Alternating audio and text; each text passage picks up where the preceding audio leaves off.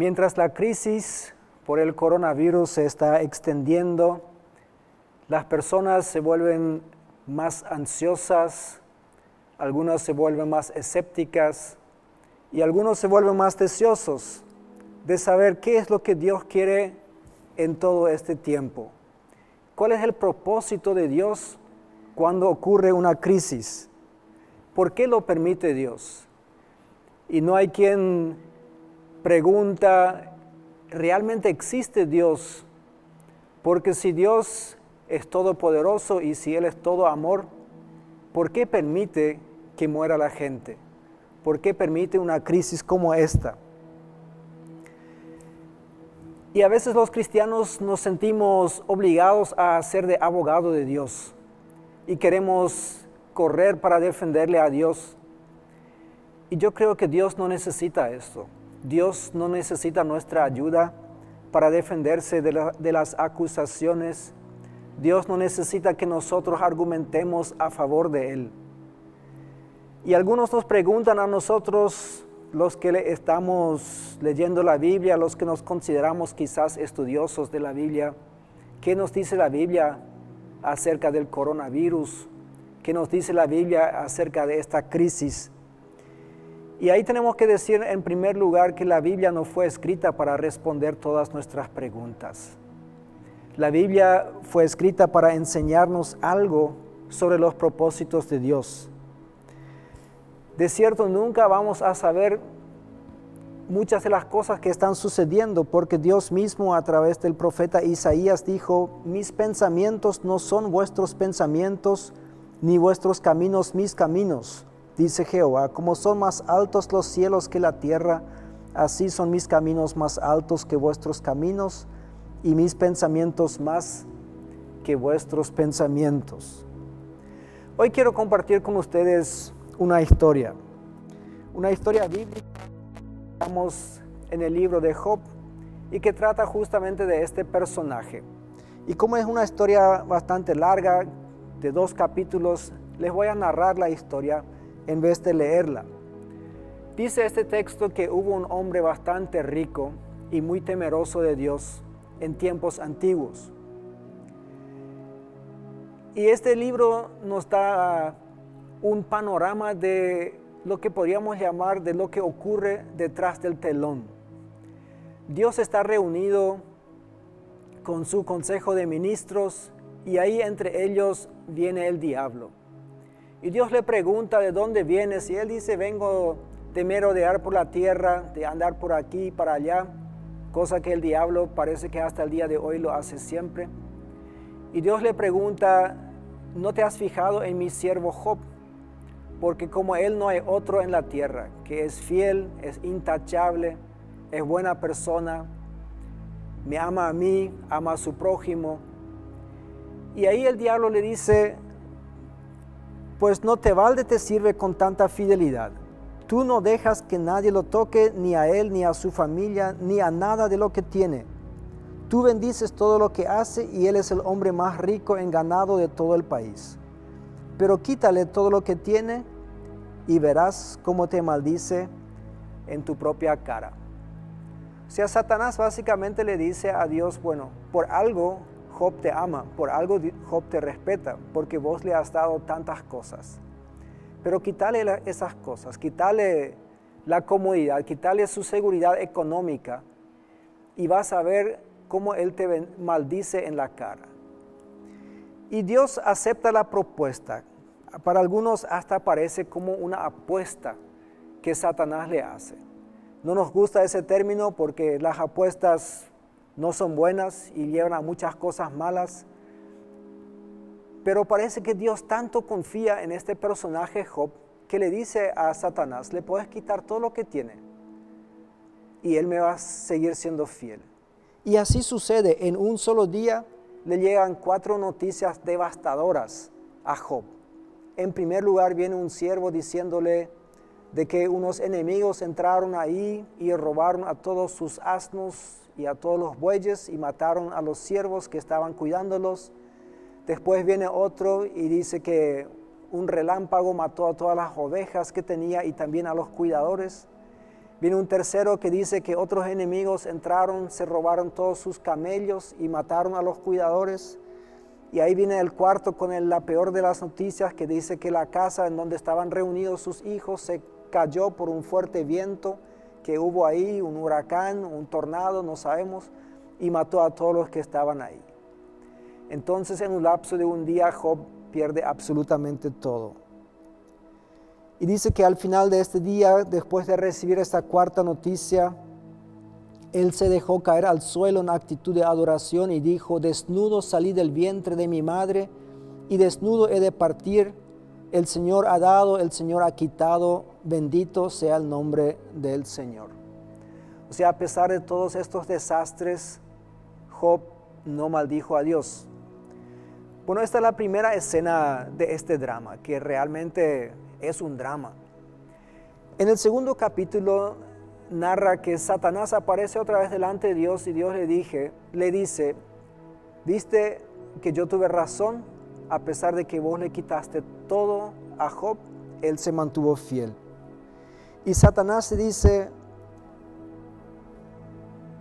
mira, cualquier cosa el hombre da por su vida, pero quítale su salud, quítale su bienestar físico, y ahí te va a maldecir en la cara.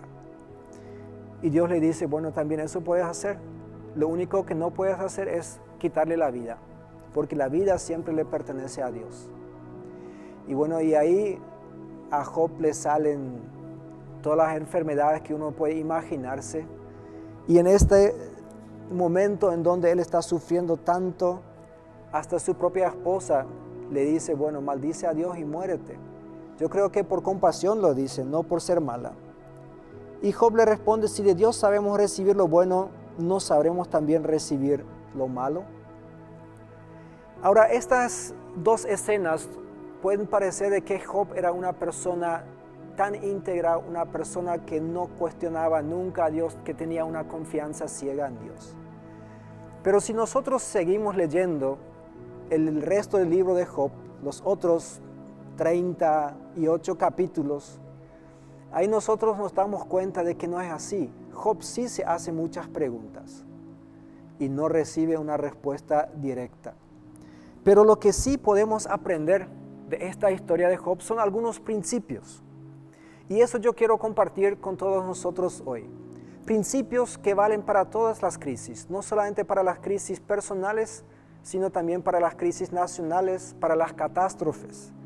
En primer lugar, tenemos que saber que el diablo siempre intentará quitarnos la fe en Dios, o quitarnos de la fe que nosotros tenemos en Dios.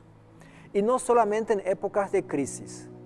En este sentido, Satanás parece equivocarse en el caso de Job, porque él pensaba que quitándole sus bienes materiales en primer lugar y después su salud, esto le iba a quitar también de la fe. No tuvo éxito con Job porque era una persona sumamente íntegra, pero probablemente habrá tenido éxito con otras personas. Yo sé de personas que cuando sucedió una tragedia personal en sus vidas o en sus familias, se han alejado de Dios. Este es el propósito de Satanás. Pero no solamente en épocas de crisis, también en épocas de bienestar lo ha hecho.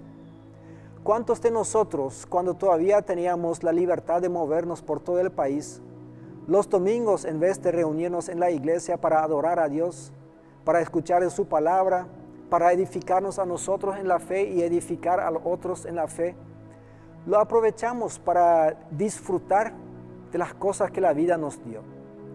Nuestra casa de veraneo, nuestras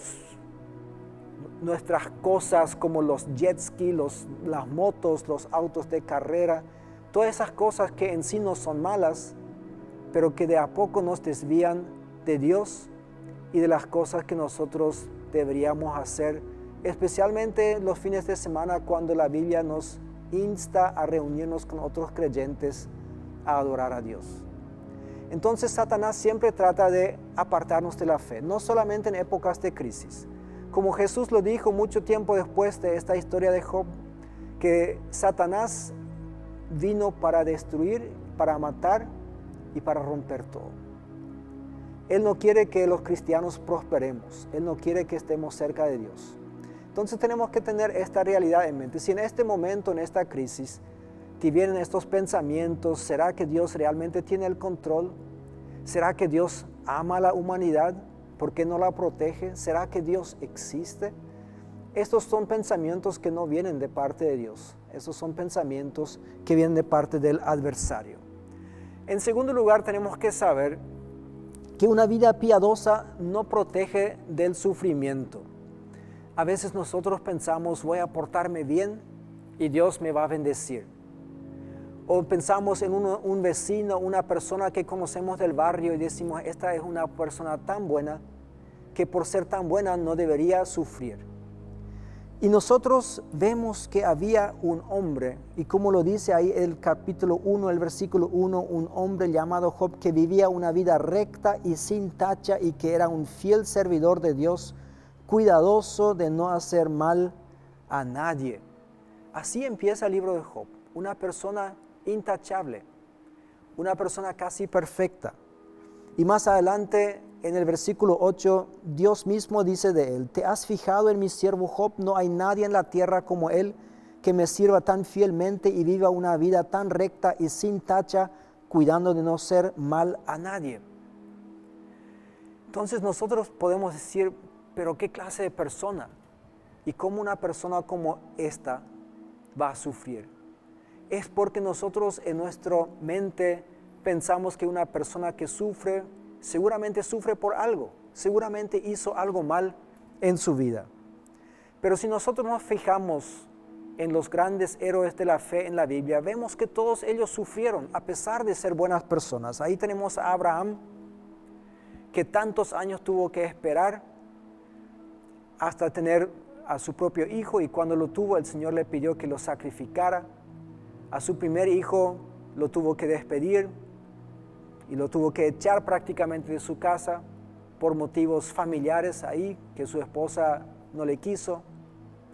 Ahí tenemos a Moisés, que era una persona que trataba de agradar a Dios en todo, pero 40 años en el desierto estuvo sufriendo las injusticias del pueblo.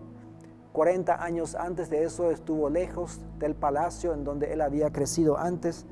Le tenemos a David, que perdió varios de sus hijos, a pesar de, según la Biblia, él era un hombre según el corazón de Dios. Tenemos a los profetas del Antiguo Testamento, tenemos al mismo Jesús, que era la persona perfecta, la única persona sin pecado en el mundo, y sufrió mucho, sufrió por nosotros. Y después tenemos a los apóstoles, que algunos fueron matados, otros fueron encarcelados, fueron apedreados, sufrieron una cantidad de cosas a pesar de ser personas muy buenas. Y nosotros tenemos que afirmar que es una idea moderna de que el sufrimiento es malo y hay que evitarlo a toda costa. Esto es algo que hoy en día recién se piensa. Antes la gente tomaba como por sentado el sufrimiento. Todas las personas sufrían. Obviamente no da gusto sufrir, pero se reconocía de que el sufrimiento trae cosas buenas a las personas, forma el carácter de las personas. El carácter de una persona no se forma en Cancún, como dijo un amigo mío, sino se forma en el desierto, se forma ahí donde las cosas no van de acuerdo a lo que uno pensaba y de acuerdo a lo que uno planeaba. Y ahí está el tercer punto que podemos aprender, el tercer principio. El sufrimiento en sí no es un castigo de Dios. Es cierto que en la Biblia a veces hay incidentes en donde la gente sufre porque incumplió una orden directa de Dios, incumplió un mandato de Dios. Pero no siempre es así. Lo vemos en el caso de Job, que a pesar de ser una persona íntegra, él sufrió muchísimo. Pero tenemos una cantidad de otros casos. Están los padres de Sansón, por ejemplo, que ellos fueron buenas personas que hacían lo que Dios quería. Dios les regaló este hijo y a partir de ahí era un sufrimiento, parece sin fin, con el hijo que tuvieron. El profeta Oseas, que tuvo un matrimonio sumamente turbulento y sacrificado y sufrido, a pesar de ser un siervo de Dios y a pesar de hacer lo que Dios le mandaba hacer. Juan el Bautista, el que preparaba el camino para el Señor Jesús, fue encarcelado y fue decapitado. Lo mismo sucedió a Santiago, que estaba en el círculo íntimo de los amigos de Jesús, uno de los 3 discípulos que siempre estaban con él. Él fue el primero de ellos que fue decapitado por el rey Herodes. Y ahí nosotros tenemos una cantidad de otras cosas. Pedro, que también era un discípulo, él estuvo encarcelado 2 veces y ambas veces se escapó de la cárcel. Milagrosamente el Señor le liberó, pero no hizo lo mismo con Santiago.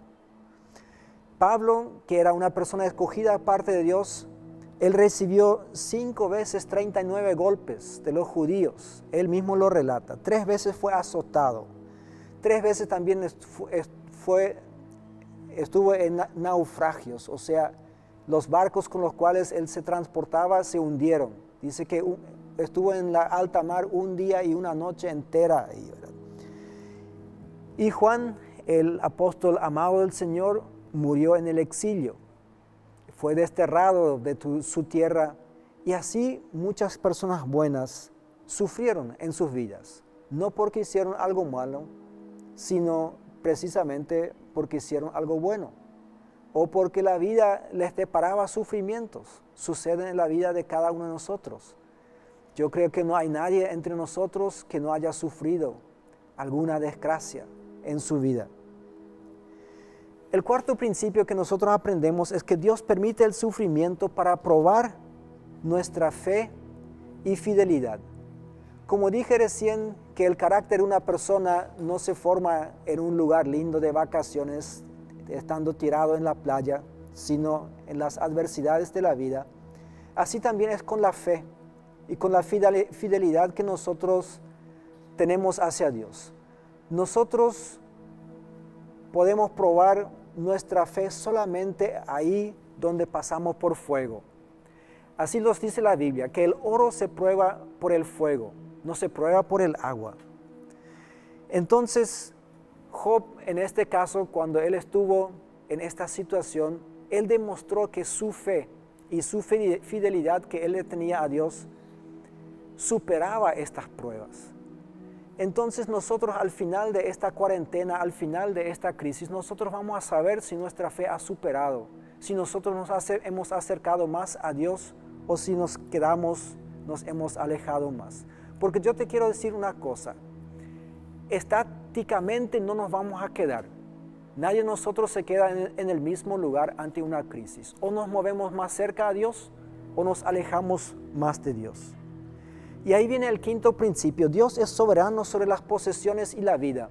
Lo demuestra en esta historia. Quizás Job era una de las personas que el resto decía, a este ya no le puede pasar nada. Este tiene suficiente para 3 vidas. Y lo perdió todo en 1 día. Dios es aquel que es soberano sobre todo lo que nosotros tenemos. La Biblia dice que de Él es el oro y la plata. La Biblia dice que de Él es toda la tierra. Entonces los bienes materiales que nosotros tenemos en 1 día se pueden esfumar. La salud que en este momento tenemos en 1 día se puede ir. Y la vida que tenemos también le pertenece a Dios. Muchos años más tarde, otro Santiago, no el que fue matado, sino el que fue líder de la iglesia, él dice, vamos ahora, los que decís, hoy y mañana iremos a tal ciudad, estaremos allá 1 año, negociaremos y ganaremos cuando no sabéis lo que será mañana. Pues ¿qué es vuestra vida? Ciertamente es neblina que se aparece por un poco de tiempo y luego se desvanece. Y el último principio que podemos aprender de esta historia, probablemente haya más, pero el único que quiero compartir hoy con ustedes es, Dios quiere encontrarse con nosotros en el sufrimiento. Dios no es un Dios alejado que se burla de nosotros o que nos mira con desdén y dice, bueno, ustedes ahí, pobrecitos que están sufriendo. Cuando Job estaba en medio de su sufrimiento, cuando Job se hacía muchas preguntas y no recibía respuestas, en cierto momento él llega a decir esto, pero yo sé que mi Redentor vive y que al fin se levantará sobre el polvo y que después de deshecha esta mi piel, en mi carne he de ver a Dios. Lo veré por mí mismo, mis ojos lo verán, no los de otro.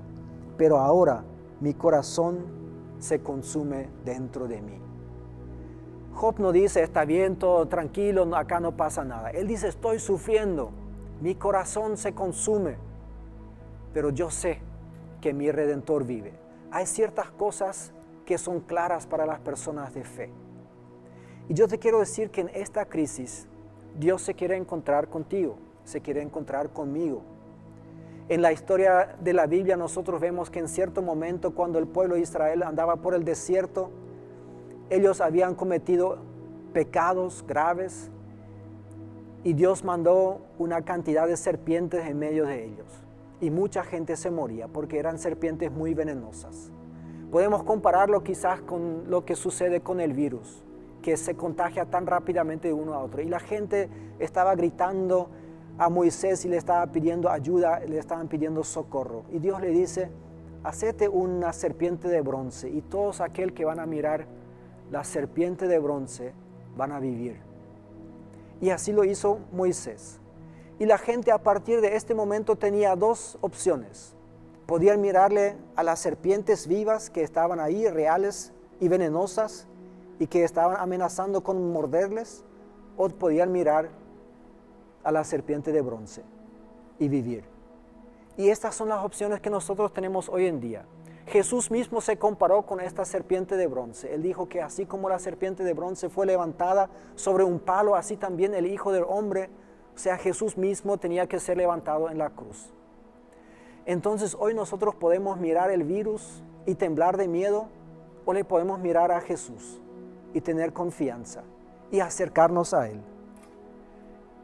Y Job al final, en el último capítulo de este libro, dice, de oídas te conocía, mas ahora mis ojos te ven, y me arrepiento en polvo y ceniza. Querido oyente, querido vidente, yo te quiero animar que esta crisis que estamos pasando, que algunos la pasan muy mal, otros la pasan mejor, pero es una crisis nacional, es una crisis mundial, que esta crisis nos sirva para alzar nuestros ojos a Jesús, para tener un encuentro con Jesús y para que nosotros podamos decir después de esta crisis, de oídas te conocía, mas ahora mis ojos te ven. Quiero orar con nosotros. Dios, te damos gracias por tu bondad, también te damos gracias por las crisis que ocasionalmente vienen a nuestras vidas, porque estas crisis son diseñadas para acercarnos más a ti. Y yo te quiero pedir por cada una de las personas que nos están viendo en esta mañana, que aproveche este momento para acercarte a ti. Tú ya estás ahí, tú estás esperándonos con brazos abiertos. Queremos fijar nuestros ojos en ti, de donde vendrá toda nuestra ayuda y nuestro socorro. Gracias por aceptarnos, gracias por perdonar nuestros pecados y gracias por ser nuestro Padre y nuestro ayudador y nuestro Salvador, en el nombre de Jesús. Amén.